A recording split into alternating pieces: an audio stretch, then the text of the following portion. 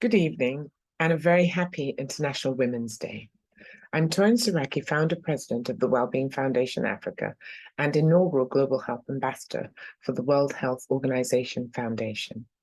I'm delighted today to virtually join you from Nigeria and bring together incredible women and allies from the Programme for African Leadership at the London School of Economics to engage in a topical conversation focused on tonight's theme, digital, innovation and technology for gender equality through an African lens.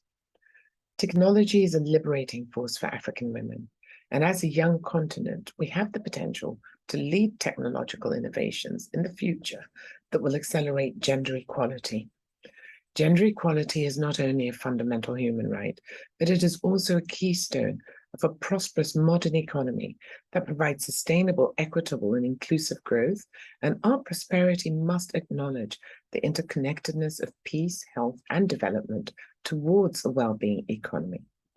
My Wellbeing Foundation Africa, which I founded in 2004, with the aim of improving health outcomes for women, infants, and children through grassroots programming with advocacy in Nigeria and around the world to provide robust support for its primary stakeholders from birth to age, is a leading agency on not only health in Nigeria, but also gender empowerment through using sustainable methods tailored to the needs of every community. Through our work, we use a WBFA well-being economy approach that promotes investments and practices that improve economic and planetary, human, and social well-being in a way that is fair, inclusive, and equitable. Shifting to a well-being economy promotes investments and practices that improve the equitability of women, and it is clear that we can no longer only be growth-oriented. We must design economies which deliver social justice and a healthy environment for One Health to thrive, while using technology deliberately and strategically. By building a well-being economy, we are recognizing the whole ecosystem in which women and girls live their lives and maintain health, transforming our actions to deliver radical change. Digital transformation can provide these new avenues for the economic empowerment of women and can contribute to greater gender equality. The internet, social platforms, mobile phones, and digital finances services offer boundless opportunities and can help bridge the divide by giving women the possibility to earn additional income, increase their employment opportunities, and access knowledge and general information. Governments around the world, according to the A4AI Affordability Report, are missing out on $1 trillion in GDP as a result of women's exclusion, with the report noting that governments are not adopting the policies needed to bridge the digital gender gap, even though meaningful access to the internet and digital technologies could undoubtedly provide women and girls with opportunities to start businesses and to access education, health, social and financial services. It is also a powerful tool to enable women and girls to participate in governance, to associate, assemble, and express themselves on digital and human rights issues that are important to them, and to develop relevant strategies for their advocacy. Through fostering greater gender equality in the labor market, boosting economic growth, and building a women-led, digitally driven world, the digital spaces which enable education and new connections have the potential of enhancing growth and expanding opportunities for the realization of women's rights in Africa. Yet, everything begins with access. We must provide sustainable, secure, and safe access to digital devices and technology, enabling our women and girls to realize and enjoy their digital rights, which can begin with increasing women's representation in leadership and decision-making roles within the information and communications technology sector. Africa is a continent with incredible potential and all the ingredients needed to succeed, starting with a growing population that includes a large and increasingly educated cohort of young women who are change makers for their communities. Their potential is endless, and we see it every day at my Wellbeing Foundation Africa, where we believe that midwives are best placed to lead the way with quality reproductive care and to leverage the trust of a community to improve health outcomes for African women, girls, and their families. Our midwives, known as mama care midwives, deliver classes in primary healthcare centres, hospitals, and at camps for internally displaced persons, known as IDP camps, which are a frontline for women. And despite general dire mortality rates in Nigeria, where women face around a 1 in 13 risk of maternal mortality in their lifetime, we have not lost even one of our over 255,000 mama care mothers during childbirth. This is achieved not only by Mama Care 360 classes at global standard, the WHO benchmark recommendation of at least 8 antenatal visits which we conduct, but also because we provide safe spaces and safe conversations in person and digitally where no subject is taboo or off limits.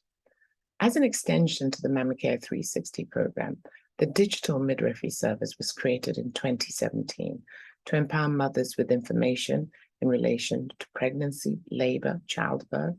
newborn care, and postpartum care outside of the classes, home visits, and community visits. In an online 24/7 health education and counseling service platform using the most widely used instant messaging mobile application, WhatsApp, for mothers. Currently, what started as just one WhatsApp message group as a supplemental component of Mama Care program, composed of a very limited numbers originally of mothers and pregnant women, has blossomed into a dynamic supportive community of over 26 WhatsApp groups with 6,453 members throughout our 6 WPFA program states. The growth in WhatsApp usage echoes the trend in digital healthcare globally and the need for women and girls to have access to digital technologies for their own health autonomy and empowerment. Digital methods for healthcare have proven to be critical for efficiency and effectiveness at the various levels of the health landscape, often saving the lives of women and girls. We have to continue to rethink new ways to deliver quality, accessible digital healthcare services in the most impactful way to bridge health and gender inequality. By placing trusted community midwives at the center of our work, we now have an army of women community counselors, which has helped to drive the behavioral change to make African women and girls an informed partner on their well-being journey. Alongside this, my Wellbeing Foundation Africa launched a digital village in Lagos State as part of our Adolescent Skills and Drills program, which has empowered hundreds of girls with digital skills required to function effectively in today's society. The Wellbeing Foundation Africa's Adolescent Skills and Drills program provides not just health support, but also ensures the acquisition of digital skills for girls as part of our STEM education goals. Strategically formed as part of our commitment to supporting the United Nations Agenda for the Girl Child, the several technologically driven programs for girls aim to make certain the future benefits for women as equal as those for men. Through creating safe spaces in our various schools, we are training girls to break the stereotypes that hold women back by encouraging girls to take on professions in the STEM field while having a forum for expressing themselves, their ambitions and challenges as the digital generation.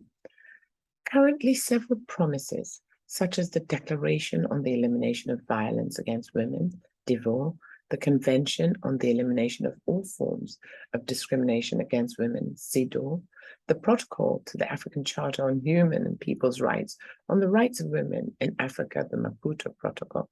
the African Platform for Action, the Dakar Declaration of 1994, the Beijing Platform for Action of 1995, and the United Nations Sustainable Development Goals call for the elimination of discrimination and the promotion of women's rights, and the UN Guiding Principles on Business and Human Rights, which all call for the promotion and protection of women's digital rights.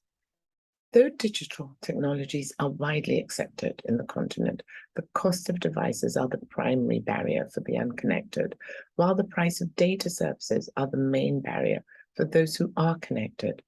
This, paired within rural areas, access to electricity being a greater challenge than mobile coverage, highlights the need for stronger sustainable investment through global partnerships. In order for us to bridge the gender-digital divide, African governments need to urgently implement legislative, policy, administrative, and practical measures to address the existing structural inequalities in income, education, and employment opportunities, and also try to stem the political, economic, legal, cultural, technological, and social barriers that lead to the exclusion of women and girls from accessing and using digital devices and services. Closing this digital gender gap will also require that African countries begin to collect and share gender and age disaggregated data on access and use of technology in order to help track impact and progress, to shape policies geared towards promoting the enjoyment of digital rights by women and girls on the continent, while protecting women's rights and presenting an opportunity for the use of technology to embolden women, including through the promotion of universal internet access. Through the development of affirmative action, we can ensure that more women and girls have access to affordable internet and digital devices with meaningful connectivity and sound digital literacy and skills. Innovation and access in the digital world has the potential to be a force for equality. With the right support and partnership between global actors, governments, private and public sectors, I believe we can reach not just every woman and girl in Nigeria, but each and every one in Africa to enable them digitally to make their own decisions and create their own thriving lives.